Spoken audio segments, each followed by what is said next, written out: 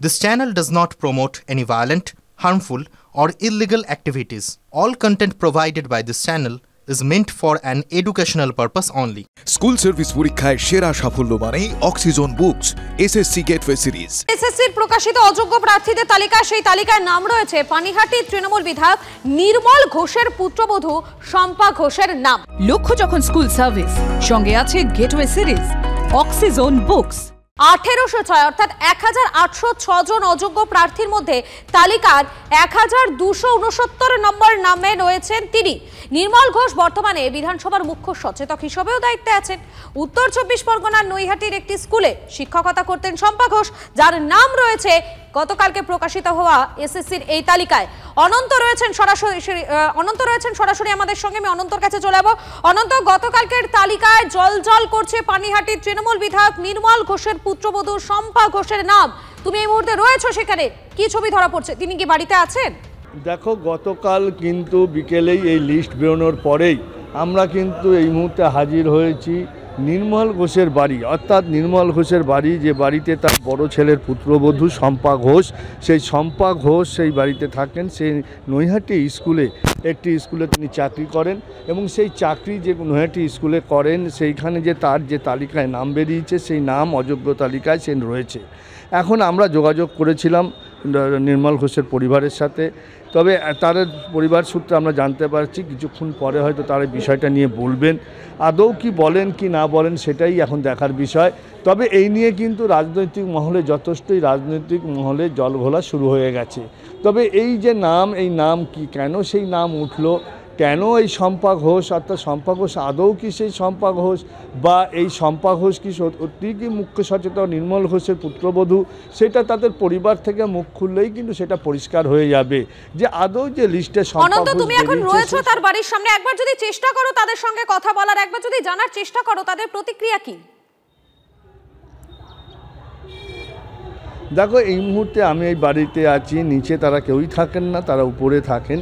তবে এই মুহূর্তে শুধু তারা নয়, এবং তাদের সাথে দেখা করার জন্য অনেকেই বসে আছেন, যে অনেক মানুষ তারা পাবলিক পরিষেবা নিতে এসছেন এবং এখনও পর্যন্ত তারা এখনও নিচে নামেননি। হয়তো বিধানসভার মুখ্য সচেতক নির্মল ঘোষ কিছুক্ষণ পরেই তিনি নামবেন।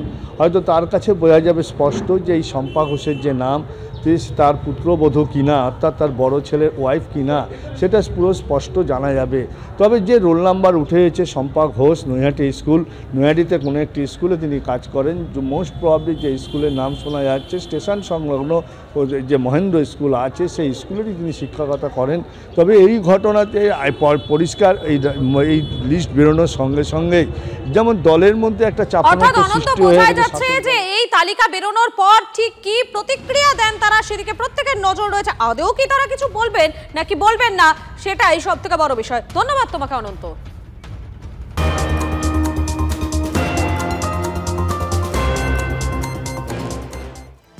আর এই যে দাগি তালিকা প্রকাশিত করা হয়েছে, সেই দাগি তালিকায় রয়েছে পশ্চিম মেদিনীপুরের পিংলা থানার জলচক অঞ্চলের তৃণমূল কংগ্রেসের অঞ্চল সভাপতি অজয় মাঝি, তার নামও।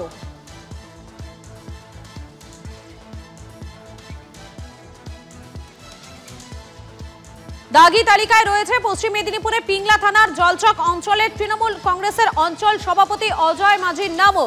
এবং এই নাম প্রকাশিত হওয়ার পর আমাদের প্রতিনিধি পৌঁছে যান তার বাড়িতে, কিন্তু তারপরে তিনি কি ছবি দেখেছেন দেখাই আপনাদের।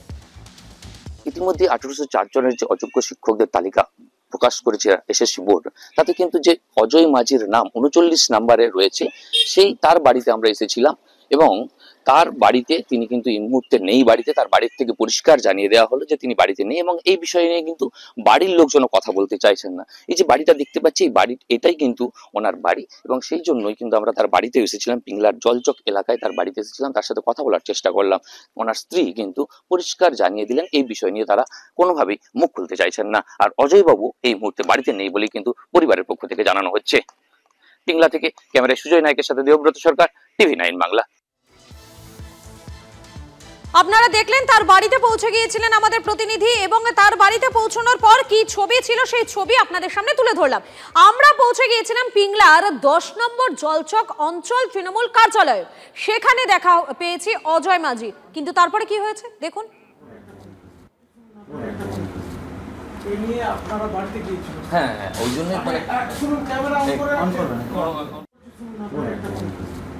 এই নিয়ে আপনারা বাড়িতে গিয়েছিলেন? হ্যাঁ, ওই জন্য শুনুন, ক্যামেরা অন করবেন। এই নিয়ে আপনারা বাড়িতে গিয়েছিলেন? আমাদের সঙ্গে রয়েছেন আমাদের প্রতিনিধি দেবব্রত রয়েছেন। দেবব্রত, তুমি যখন তৃণমূলের অঞ্চল কার্যালয়, সেখানে জলচক অঞ্চল তৃণমূল কার্যালয়ে পৌঁছলে, তখন তুমি তার দেখা পেলে ঠিকই, কিন্তু তারপর কি হলো? দেখো, আমরা তার দেখা পেয়েছিলাম ঠিকই, কিন্তু তার সাথে কথা বলতে পারলাম না। কারণ হচ্ছে একদম পার্টির যে ঢোকার সাথে সাথেই কিন্তু রণংদেহী মূর্তিতে তেড়ে আসলেন তিনি, এবং তার সাথে যে সাঙ্গপাঙ্গ যে দুজন ছিলেন তারা কিন্তু সঙ্গে সঙ্গে তেড়ে আসলেন। প্রথমত আমরা যে ছবি করতে চেয়েছিলাম, প্রথমে ক্যামেরা নামিয়ে আমাদেরকে বের করে দেওয়া হয় পার্টি অফিসের বাইরে। তারপরে যদিও আমরা পার্টি অফিসের ভেতরে, আমার ক্যামেরাম্যানদের বের করে দেওয়া হয় পার্টি অফিসের ভেতরে। যখন আমরা কথা বলতে চাইলাম, যথারীতি টেবিল চাপড়ে উনি আমাদেরকে ওখান থেকে বেরিয়ে যাওয়ার হুঁশিয়ারি দিয়েছেন। মানে আমরা যদি আর হয়তো 2 মিনিট আমরা ওখানে দাঁড়াতাম, তাহলে হয়তো অক্ষত অবস্থায় আমরা ফিরে আসতাম কিনা এটাও কিন্তু সন্দেহ রয়েছে। কারণ যে রণংদেহী মূর্তি উনি দেখিয়েছিলেন এবং তার সাথে যে সাঙ্গপাঙ্গরা ছিলেন তারা যে রণংদেহী মূর্তি দেখিয়েছেন, এটা কিন্তু একদম প্রশ্নটা হলো দেবব্রত, এই রণংদেহী মূর্তি তিনি কেন দেখাচ্ছেন? তার ভয়টা কিসের? এটাই তো সবথেকে বড় প্রশ্ন। আরো একবার দেখুন, আমাদের প্রতিনিধি যখন অজয় মাঝির দেখা পেয়েছেন তারপরে কি হয়েছে দেখুন একবার। এই নিয়ে আপনারা বাড়িতে গিয়েছিলেন? হ্যাঁ, ওই জন্য শুনুন, ক্যামেরা অন করবেন। এই নিয়ে আপনারা বাড়িতে গিয়েছিলেন? হ্যাঁ, ওই জন্য শুনুন, ক্যামেরা অন করবেন। এই নিয়ে আপনারা বাড়িতে গিয়েছিলেন? হ্যাঁ, ওই জন্য শুনুন, ক্যামেরা অন করবেন। আর এই আদালতে ধাক্কা খাওয়ার পরে 1806 জন দাগির নাম প্রকাশ করেছে স্কুল সার্ভিস কমিশন। আর তার সামনে আসতেই রাজনৈতিক মহলে একটা শোরগোল পড়ে গিয়েছে। বাংলার বদনাম, যারা ঘুষ নিয়েছে তাদের খুঁজে বের করে গ্রেফতার করতে হবে, সমস্যারে দাবি তুলেছে বিরোধীরা। পাল্টা নিশানা তৃণমূলেরও।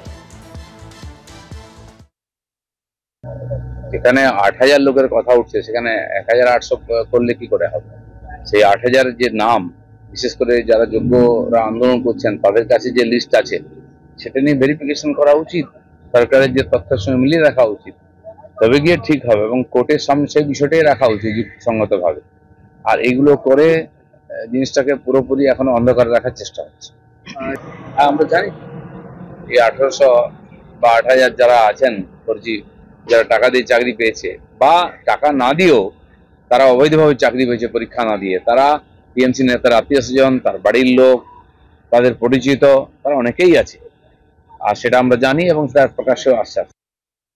তালিকা এতদিন প্রকাশ করেনি এই কারণে যে তালিকা প্রকাশ করে যারা যারা পয়সা দিয়েছে, যে যে নেতাকে পয়সা দিয়েছে, যে টাকা খেয়ে দিদির পার্টির ফান্ড বেড়েছে, এবার তাদের হামলা সামলাবে কে?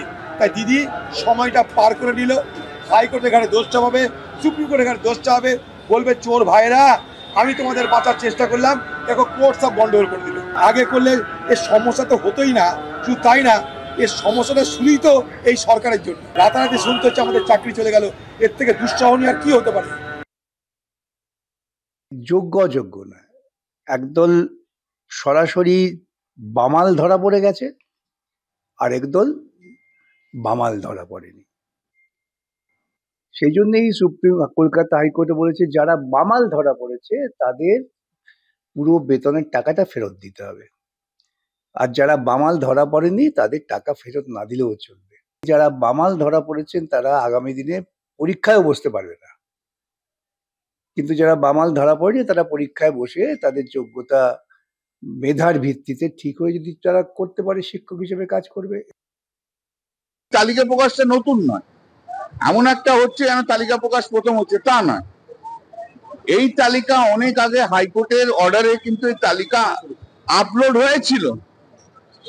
তারপর সুপ্রিম কোর্টে যখন বেঞ্চ হয়, সেই বেঞ্চে জাস্টিস অনুব্রত বসু যখন ছিলেন তখন বলেছিলেন যে এই তালিকাটাকে তোমরা রিমুভ করে দাও। ফাইনাল হিয়ারিং এর পর তারপর পাঠায়। আনটেন্টেড টিচাররা তারা বারবার সুপ্রিম কোর্টে যাচ্ছে, সুপ্রিম কোর্টে যে যাদের সিলেকশন প্রসেস আটকিয়ে তার চেষ্টা করছে, বিভিন্ন বাহানা করছে।